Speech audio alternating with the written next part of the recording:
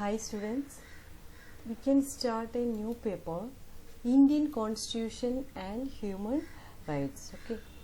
In this paper we need to study about Indian constitutional philosophy, union and state legislature executives, the judiciary, concept and development of human rights in India.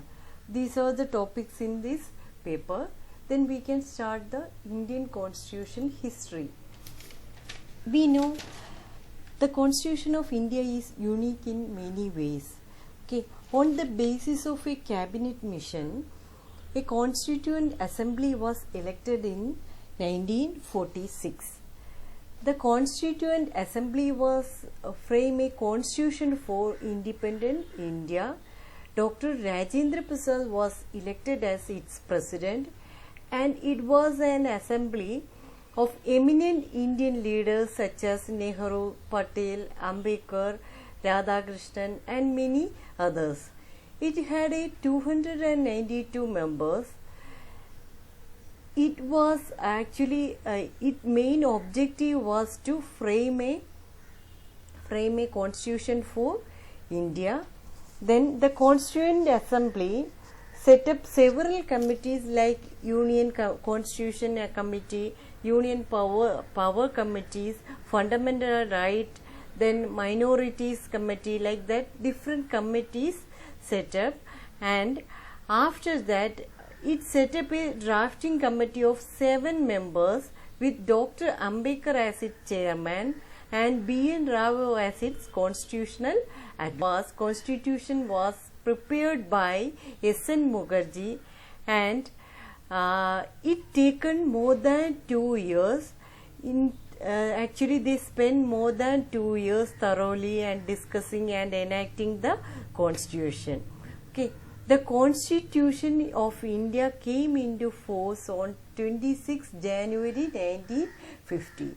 Actually, the Constitution of India was adopted on 26 November in the year of 1949, and it came into effect on 26 January 1950. We know 26 January is celebrated as the Republic Day. Okay, then this is the history of Indian Constitution. In this one, main point is it set up on 26 January 1950. Then we can go to the ideologies of Indian Constitution. There are 6 ideologies: liberalism, Gandhism, democracy, secularism, socialism and decentralization. First point, liberalism. Our constitution makers did not follow strictly the Western policies or Western concept. Okay, liberalism in Indian context refers to the self-government, secularism and nationalism. These are our concept. Okay, all these political ideas have been implemented in this constitution. Okay, then second point is Gandhism. We know Mahatma Gandhi, actually we adopted his political ideas in our constitutions. Gandhi taught us like importance of non-violence, truth. He advocated abolition of untouchability, establishment of cottage industries, introduction of prohibition, then adult education and upliftment of villages. All these ideas we can find out in Constitution of India. Okay, next one is democracy. The framers were influenced by the Western model of democracy. Democracy covers the economic and social aspects of life, parliamentary government, regular elections. These elections are held freely and fairly, and independent election commission. These are the features of democracy.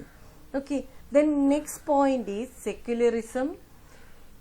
The framers of the Indian Constitution adopted a concept of secularism in India. This means that the political system based on freedom, equality, tolerance and in the field of religion. Okay, this one was the importance of secularism. Then next point is socialism. The Constitution of India based on the socialist objectives. Actually, framers, they were giving importance for human rights and preservation of protection of ideas, and more than that, given importance for mixed economy was an socialist idea. Next one is decentralization. In this decentralization, India has always practiced decentralization in the form of panchayats. Mahatma Gandhi was the main person for this decentralization. One of the ideals proposed by the directive principles of state policy is the Panchayati Raj system.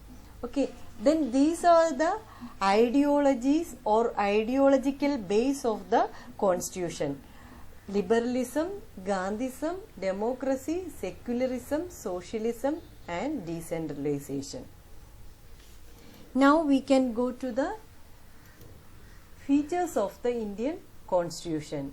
First important feature is lengthiest constitution in the world. The Indian Constitution is the lengthiest constitution in the world. Lengthiest and the most detailed constitution in the world. It originally consisted of 395 articles and 9 schedules. After several amendments, it consists of 450 articles and 12 schedules. It is a written constitution. Okay, then Indian Constitution is the lengthiest constitution in the world. Now it have 450 articles. That time it was 395 articles, and a number of factors were responsible for this large size of constitution. It constituted like fundamental right, administrative, organization, like that lot of things included in this constitution. That reason it became lengthiest constitution in the world. Okay, next feature is preamble. The Indian Constitution has a well drafted preamble. The preamble is an introduction which gives the spirit of philosophy of the Constitution. It gives the aims and objectives of the framers of our Constitution. It is an expression of the aspiration of the Indian people. Okay, according to the preamble, a sovereign, socialist, secular, democratic republic. This one is the preamble. Okay, then it included lot of things in preamble. Okay, next one is sovereign democratic republic. India is a sovereign state, supreme and free from any control, external or internal. It is an independent state. The Constitution established a democratic system of the government. Like we know, after 18 years, when we are attaining 18 years, right to vote, like that, lot of things are there in constitutions. Okay, next one, secular state. When the state is neutral to religion or faith and it does not interfere with the individual's religious matters, then we can call it as a secular state. In this sense, India is a secular state. Our Constitution provides freedom for religion. It guarantees freedom for faith, worship, and like that lot of things are guaranteeing. That reason, another one feature is secular state. Next one is rigid and flexible constitution.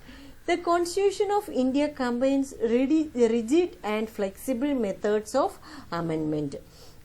This has been achieved through three methods: in Article 368 of the Constitution, the three methods briefly stated are: certain provision can be amended by Union Parliamentary by simply majority, that is by ordinary law making procedure. That reason, some parts of Constitution is rigid and some parts of Constitution is flexible. Okay, then through Union Parliamentary we can changes the laws. Okay, then means like they need to pass the bill, like that some procedures are there. Through that one they can amend the Constitution laws. Okay, next one, federal and unitary system. The federal and unitary principles have been combined in Indian Constitution.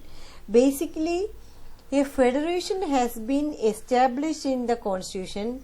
There are two sets of government, the union and state government. That one we know.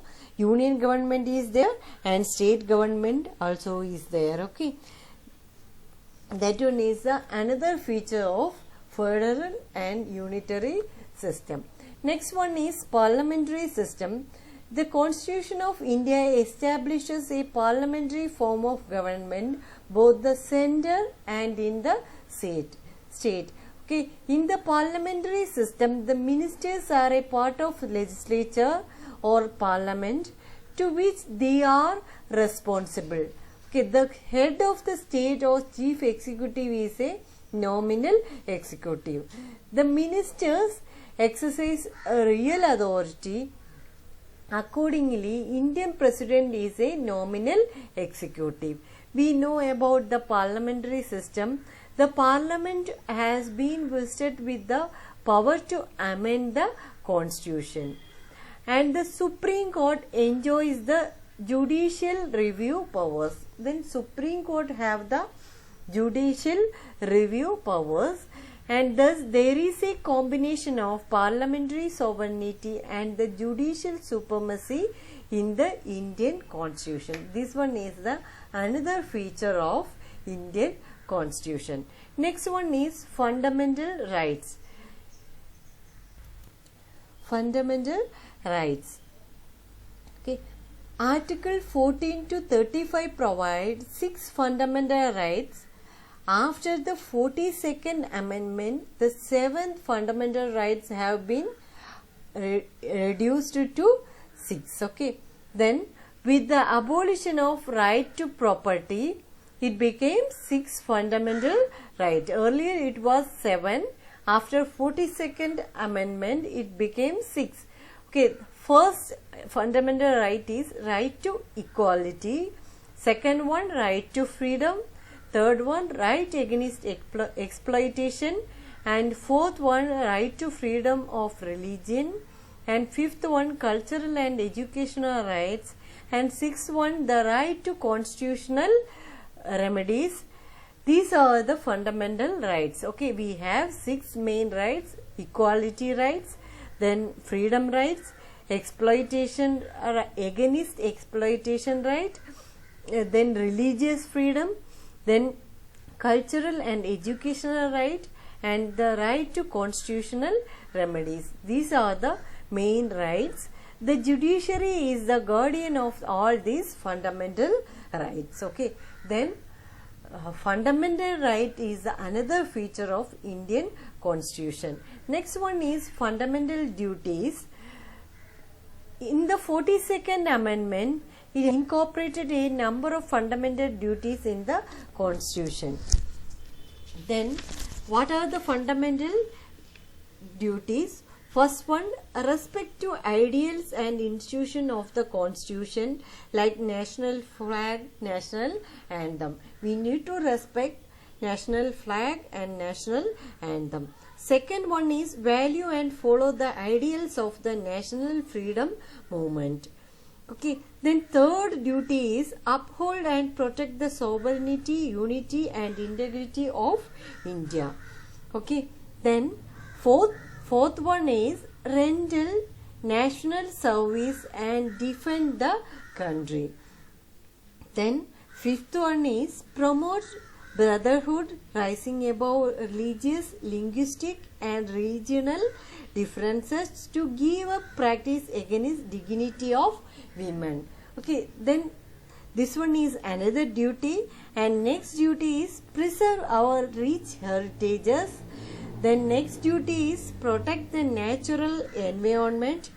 Then next one is safeguard public property, give up violence. Next one is strive for excellence in all spheres of individuals and community life. These are the fundamental duties. Then another feature is fundamental duty. Next one is directive principles of state policy. This is a unique feature of Indian Constitution. These principles are means to realize the ideals stated in the preamble. Both central and state government must keep the principle in mind while framing laws and policies and programs. Means these principles are in nature of instruction for every government which comes to power follow and realize. In fact, directive principle from the basis of the establishment of a welfare of state in India. Okay, then directive principle means a better standard of living or equal wages, free and compulsory education, establishment of Panchayat Raj, contribution of international peace. These are the some principles from state or central. Okay, then these are the main features of Indian constitutions.